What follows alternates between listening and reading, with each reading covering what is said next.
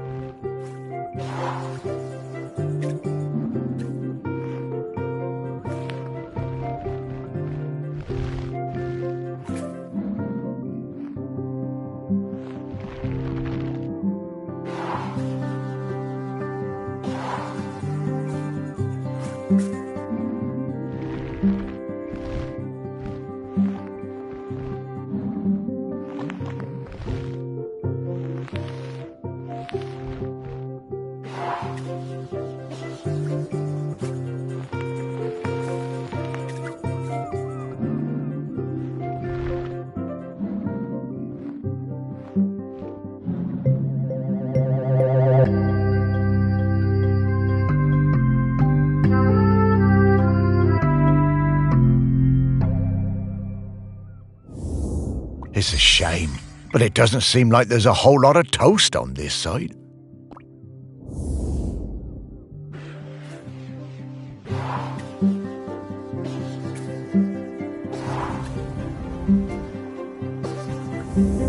I'm getting the scent of Grenkins again, Morris.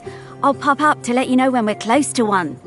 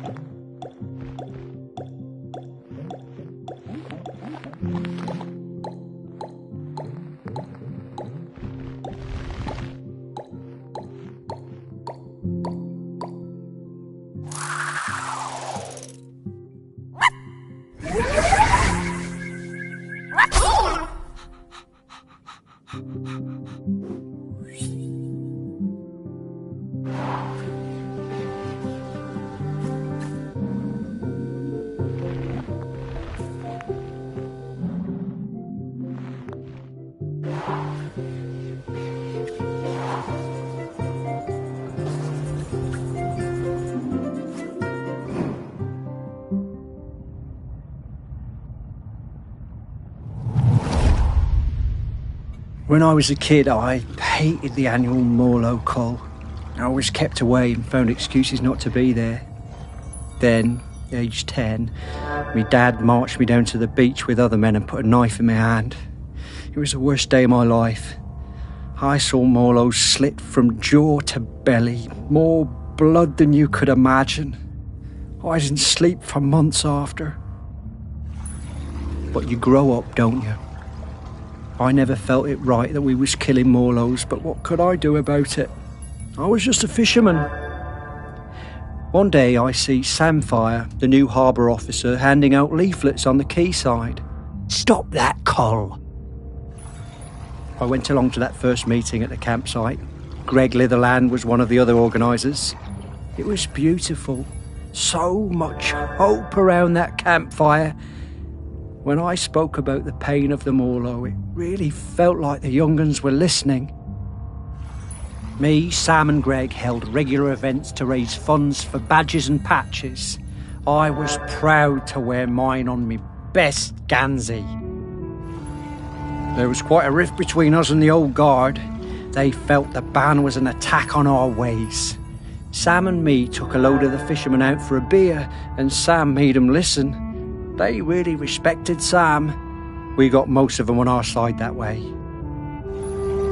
By 87, we finally felt like we had enough support to push for change. So the week before the Morlow showed up, we organised a mass die-in on the beach. There were loads of us lying down on that sand. Islanders, fishermen, fishfolk all together.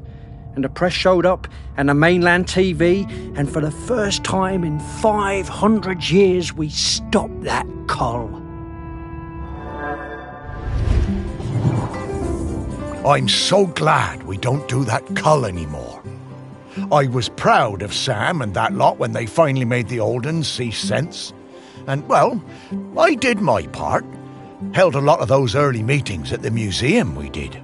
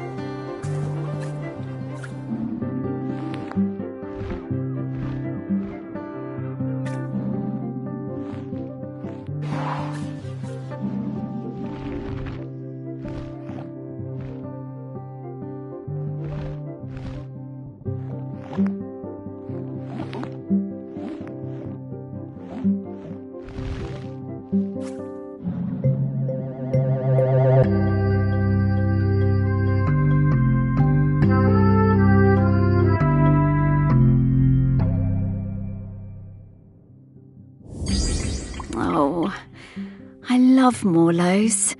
Such gentle creatures.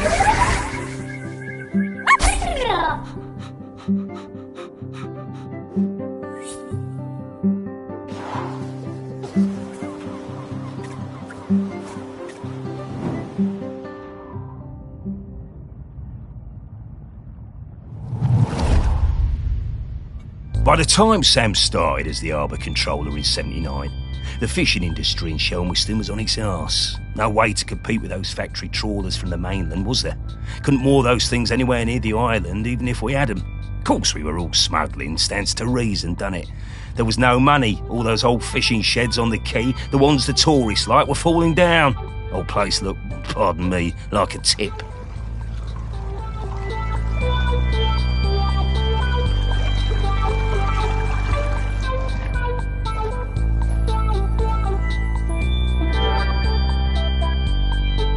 There was a lot of trouble at first. Sam trying to stick by the rules and catch us out any way they could, and us trying any which way to give her the runabout. Wasn't easy, mind you. She was smart, that Sam. You never knew when they were going to pop her head out of the water beside your tub. And to be fair to Sam, some of them smuggling boys were bad uns. Worse stuff than booze on some of them boats, and that's the truth. Probably no bad thing Sam put a stop to it. But in time, Sam started to see how things were, how we do things. And we came to an understanding of sorts. If Sam turned a blind eye to a bit of the decent stuff, the harmless stuff, then we'd report the worst of it. I mean, we all want to keep the seas safe, stands to reason. Plus Sam was partial to a bottle or two of the sheep shank on occasion. Oh yeah. Sam was sharp as a gutting knife. They made us hand over some of the, shall we say, dividends to fix up the quay.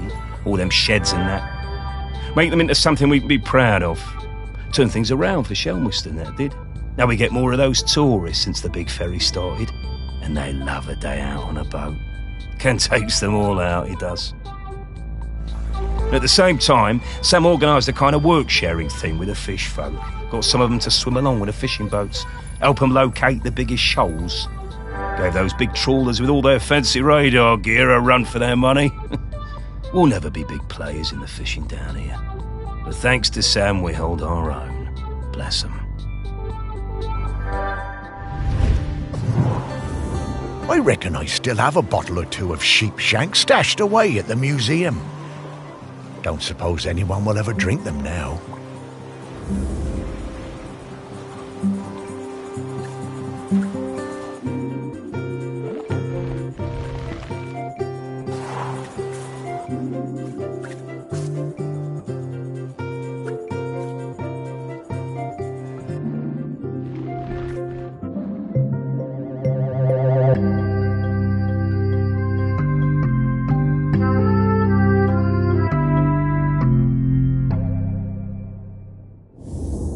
Ah, a different kind of spirit to the ones we've been looking for.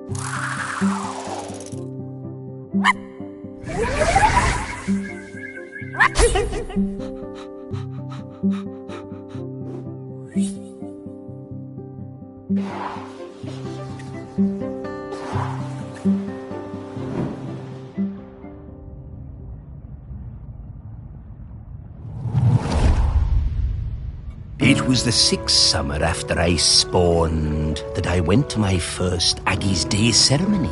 You know, Aggie, the dry cider who saved the world from cracking in two. We don't go on land until we're 6 years old. It's all swimming, wafting around. Standing up is hard at first, the weight distribution. Anyway, I went up dry side for the ceremony, and that was where I first met Sam. It was so loud and hot out there, all that shell blowing. I was bored, and my body felt dry and heavy. I was too young, really.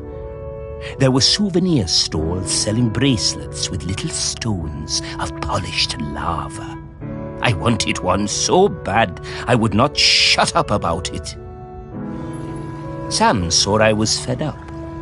They took me up the beach, away to the dunes, and Sam gave me a little polished stone of my own to play with. Had a heart of gold, they did. It wasn't until years later that I found out it was a tiny replica of the one Aggie died on. We became good friends. Sam helped a lot. They were always on my side. My pod, we were quite traditional, didn't like us working with the dry-siders, but Sam talked me into going for the job as a diver on the new harbour. If it wasn't for them, I don't think I'd have tried. That stone was my lucky charm. I took it with me when I went for the interview, and I took it down with me when I went on my first dive. I had a pocket made specially in my tool belt. Sam took me under their fin, invited me out to the Camel, and let me stay with them and Blythe on the ferry if it was a late one. And there were plenty of late ones. Karaoke nights are still my favourites. Every time I feel that lucky stone in my pocket, I think of Sam. I remember all the fish folk coming up on the beach for Aggie's Day when I was a lad. Seems less of a big deal these days. I guess they still celebrate it, but, well, it's a lot more sedate. Back then, it was a huge event.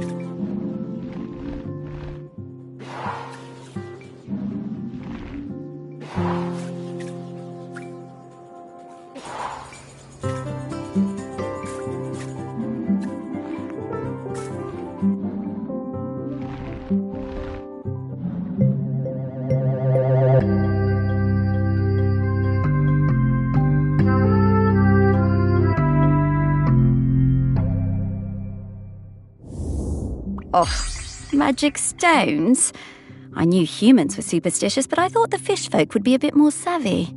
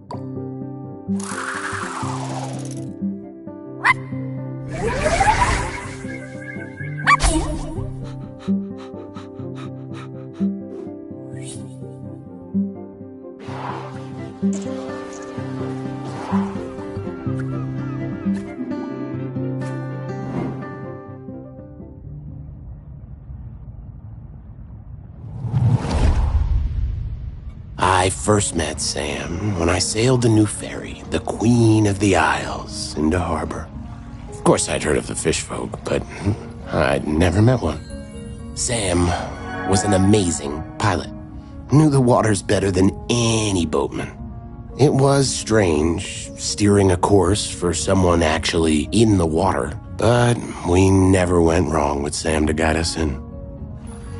Next time I was in Chelmerston, we went for a drink at the Camel. I'm more into bats than beer, but Sam was intriguing, and the atmosphere in there was great, like a warm nest. Great band, too. Awesome sousaphone player. I think we got on because we were both a little bit on the outside of things. Sam invited me over for toast and hot chocolate. Honestly, hot chocolate doesn't do it for me.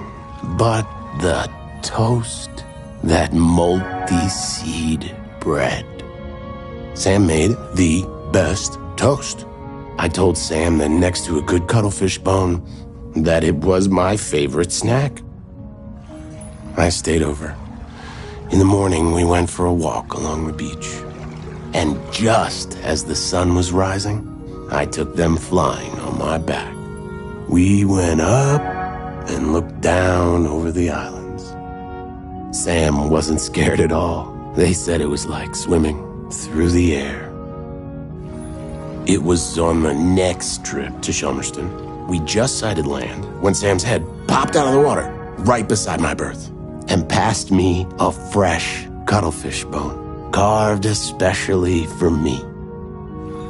When we moved in together, it was the best day of my whole life. I put that cuttlefish bone on my bedside table within beak reach. I still look at it every day, every single day. I just remembered that time Blythe and I did a duet at the karaoke. Oh, I can't believe I agreed to it. Must have had a few too many. I never knew how Sam and Blythe met.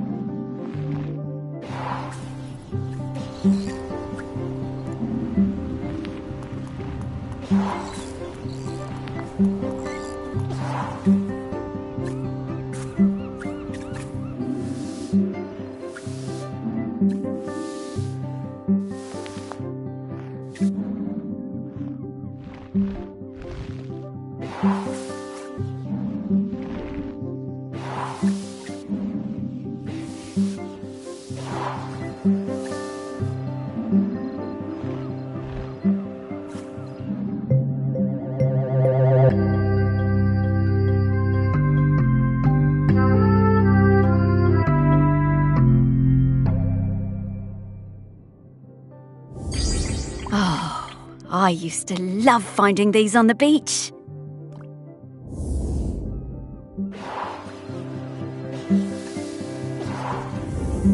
Oof, Sam. This is an easy scent profile. I'm coming, Sam.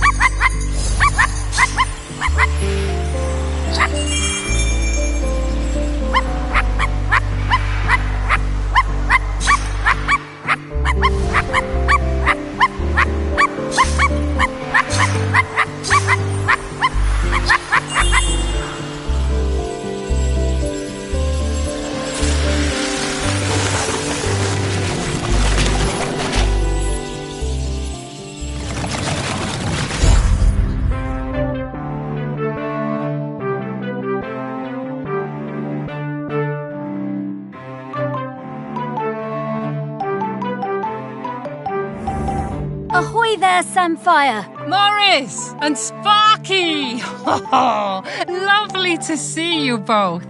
What can I do for you two? Well, we wanted to ask you something. It's about Aggie. She doesn't have long left now, does she? Poor thing. No, not long at all. We were hoping you might replace her. as custodian. Oh, Morris, I spent years of my life as harbour master trying to keep people from meddling with nature. I don't feel any differently now. I'm appreciative of all Aggie has sacrificed for us, but the island spirit isn't evil. It just needs to erupt from time to time. And if it needs to now, let it, I say. Let nature do what it must. As the fish folk say, the tides will tell. Yeah, Sam, I hear that. I really do. No, Morris. We can't just give up. Now, we'll talk about this in a bit, Sparky. Sam, it's always good to see you. Will you be around later? I think I will. A volcanic eruption is a rare and beautiful thing. I think I'd like to see it.